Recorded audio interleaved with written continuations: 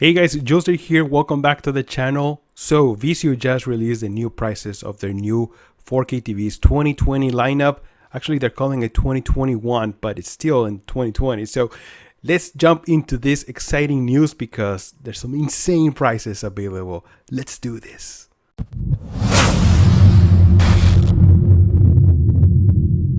Alright guys, so I found all this information on the Verge website. So if you guys are interested, check out the link in the description of this video. I'm going to leave a link so you guys can go personally and check this out. Because if you go into their website, you'll realize that they haven't updated. And actually, if you go into buying a new TV, all these TVs that they have is last year's models, and sometimes an error, 404 error you'll find. So if you want to know more information, Verge has all the prices. So let's jump into the prices because these are actually very, very affordable and I'm so excited about this. So I'm going to start with the top of the line, which is the Quantum Max, and then I drop down to the most affordable one, which is the V series. All right, guys. So first of all, I'm really liking the new P series Quantum Max. It has insane features. First of all, it can reach up to 3000 nits of peak brightness. This is super bright. I mean, of course, this is only going to be in highlights. That means that if you have like a small window, that is going to get the brightest part, you know, the smallest area. So contrast and peak brightness is insanely, but Vizio says that it can reach up to, the whole screen can reach up to 800 nits of brightness. That is still very bright. Trust me, 800 nits on a 65-inch panel, it is super insanely bright.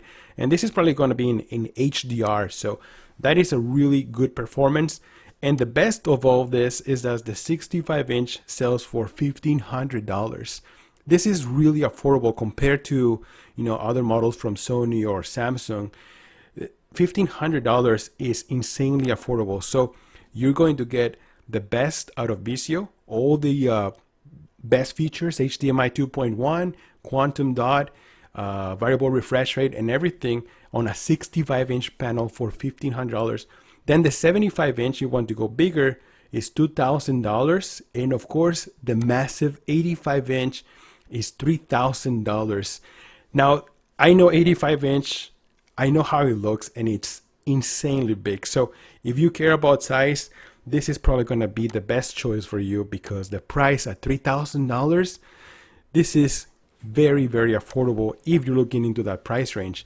Now keep in mind that the bigger size you get on a TV, there are probably going to be more issues when it comes down to screen uniformity. It's just harder to keep something good at that size, you know, but it is a risky business here. You may have a very good TV for a long time, or you may have something that is going to be not so good. So hopefully you get a good one.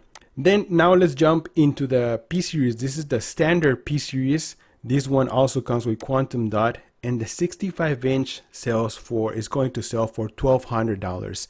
So one thing I noticed is that the price difference is not that much from the regular P series and the Quantum Max. It's only $300. But if you go into the lineup, all the features, the biggest difference that you're gonna get from the Quantum Max is that 792 dimming zones. That is almost 800. That's insane. And the regular P series is 240. That is almost more than 500 dimming zones more on the P series Quantum Max. And also the ultra bright, the brightness, the standard P series is 1200, while the Quantum Max is up to 3000. That is more than double of the peak brightness. So for $300 more, you're going to get more dimming zones. That means better contrast, better, deeper black levels. And also up to 3000, that means that you're going to get a bright TV. So you're going to get better HDR performance. And this TV also is good for any kind of room, either a dark or a bright room. So this for $300 more, and it's going to be the same size, you know, 65-inch. Also the 75-inch on the standard P series is $2,000. So that it's also, no, I'm sorry, it's $1,700. That is also $300 price difference between the Quantum Max and the P series. So like I said, those are the biggest difference I noticed. is the local dimming and also the peak brightness. So in my opinion, guys, if you have the extra $300, I will definitely go for the Quantum X. It's just that the specs that you're getting is more than double in this case, you know, so that's a really good prices, I think. And also from here, we're gonna jump down to the M series. Now, usually Vizio has two M series models, the M7 and the M8. And I also noticed that Vizio has the M8 exclusively, letting Amazon sell the set that contain 90 dimming zones, whereas the models that most other retailers offer will get a drop down to 30 dimming zones. That means that if you want to get the M8, you're only going to get it through Amazon. If you want to get the M7 and save extra money, that you're going to have to go maybe to Best Buy or other retailer. But of course, I think the M8 is the one that's going to sell the most, because the M8 has, of course, 90 dimming zones and also is rated at 800 nits of peak brightness, which is going to be a little bit brighter than 600. Now, I'm not saying that 600 is not good enough, but last year I did a review video on the M7, which I think it was lower. It had worse features than this year, but I still noticed some blooming issues. I noticed some, the contrast wasn't that great. So I will highly recommend to just spend a little bit extra money and go for the M8. Other than that, the specs, they look very much the same thing. All of these TVs feature Dolby Vision, HDR10+, HDR10, HLG. Of course, they're in 4K, and they also have variable refresh rate. Now, what I noticed from the M series and then the P series is that the M series are limited to only a 60 hertz panel. And also, but also they have variable refresh rate. So, you know, the new consoles, they're talking about having some games running at 120 frames per second. So if you care about that, then you might have to go to the P series standard or the Quantum X. Other than that, honestly, guys, I believe that the new consoles are going to be running most of the games are going to be a 4K 60 with HDR, and sometimes they're going to be a 4K 120, but I think it's just going to be a very few games. But mostly I think they're going to use 1440p with 120 hertz. That's what I think, and hopefully I'm right, because I really prefer to have this performance rather than this higher resolution. I think 1440p still looks beautiful. With HDR and variable refresh rate and 120 hertz, I think it's going to be the perfect match, but let's see what happens.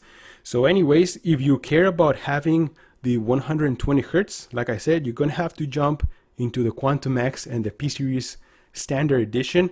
Otherwise, the M series, you're still going to get good performance and also variable refresh rate. And of course, all of these TVs are going to have HDMI 2.1 features. So even if you go for the V series, which is the most budget affordable TV, now if you care about going for the V series, now this TV, I recommend it to you if you're just looking for a 4K TV.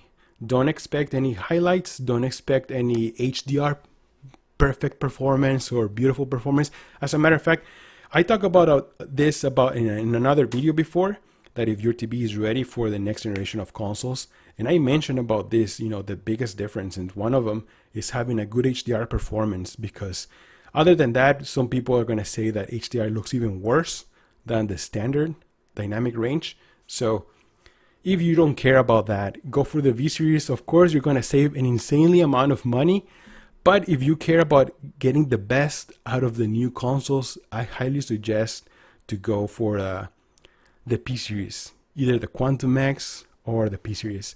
And of course, guys, I can't finish this video without talking about their OLED TV. This is a brand new lineup TV for Vizio this year, and there is something that I wanted to mention here. So first of all, the price for the OLED is insanely affordable. The 55-inch is going to sell for $1,200, or actually, yes, $1,299. That's $1,300 as a matter of fact, which is competing directly with LG's V series, or the B series from last year. The B9, I believe, was selling, it still sells for $1,300.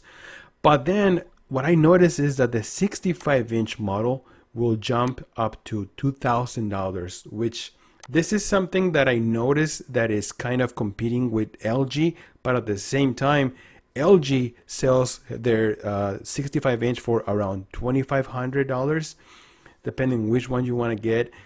But the price between these two sizes, the 55-inch and 65, is insane. That's $700 price difference, which to me, honestly, from what I notice here, it's only size difference. I mean, of course, 10 inches is 10 inches, ask any girl, ask your wife. But $700 of price difference, it's a huge amount of money. With that extra $700, you can buy one of their newest soundbars, which is announcing a new set of soundbars with Dolby Atmos and everything. But I'll do another separate video about that. But what I noticed is the price. So what I'm thinking is that since this TV is launching until the fall, we're not going to get this TV until when maybe November, maybe when the new consoles are released. I don't know if there's going to be any spec difference, you know, because to me, just for the size, that price difference is too much. So maybe one TV is going to have some other specs, but we don't know anything. This is just my speculations. I don't know anything until we get this TV in our hands. But so far, the 55-inch is going to be a great price, I think. And also, if you don't care, $2,000, I mean, compared to another OLED 65-inch from either Sony or LG, it's still very affordable, you know, still very, very affordable. So that's it for this video, guys. Let me know in the comments below, what do you guys think about this? Are you guys going to get one of these TVs already right now, pre-order one of this, or going to wait for the OLED, or just can't wait to get your hands on a brand new TV? And as I mentioned in another video before, I highly suggest to wait until the new consoles are released, maybe by Black Friday, because by then we're gonna have all the TV models from all the brands already released, I believe. And also we're going to see which ones are going to have the best specs, and also prices are going to be more affordable than when they are right now. You know, I still want to see the new TCL, the 6 series with the mini LED.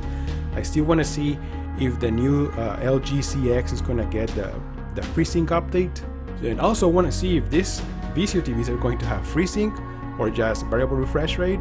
I still want to know if they're going to have LFC, you know, BFI. I still want to know how OLED is going to handle. It's going to have 120 Hertz. It's going to be great, you know, competitive with the LG CX. So let's find out what happens. But my highly suggestion right now is to wait until Black Friday. Just wait a little bit. So that's it for this video, guys. Thank you so much for stopping by. I'm Jolster, and I'll see you guys on the next one. Jolster out.